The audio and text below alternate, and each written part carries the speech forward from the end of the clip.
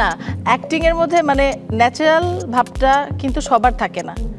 আমি বললাম যে ফুটায় তোলার ব্যাপারটা, আমাকে ফকিরের মতন করেই অ্যাক্টিংটা করতে হবে। দীর্ঘদিন পর দেশে ফিরেছিলেন ঢাকাই সিনেমার জনপ্রিয় নায়িকা শাবনূর। দেশে ফিরে রঙ্গনা নামের একটি সিনেমার অভিনয়ের ঘোষণা দিয়েছিলেন তিনি।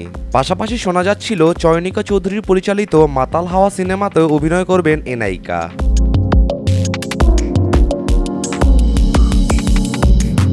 কিন্তু এসব ঘোষণার পরপরই আবার অস্ট্রেলিয়ায় ফিরে যান তিনি।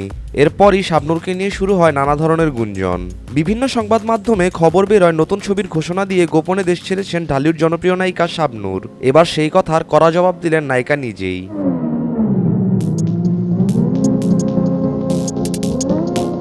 রোববার নিজের ইনস্টাগ্রাম অ্যাকাউন্টে দেওয়া এক পোস্টে বেশ কড়া ভাষায় ব্যাখ্যা দেন এই অভিনেত্রী। তিনি বলেন, দেশ ছাড়ার আগে ঢাকঢোল পিটিয়ে দেশ ছাড়তে হবে নাকি।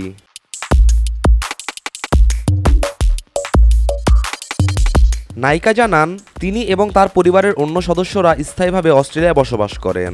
ছেলে সেখানে স্কুলে পড়াশোনা করে। কোনো দরকার হলে বা লং হলিডেতে দেশে ঘুরতে আসেন, আবার যখন প্রয়োজন হয় অস্ট্রেলিয়ায় ফিরে যান। প্রশ্ন রাখেন ঢাকঢোল পিটিয়ে দেশের বাইরে যেতে হবে কিনা।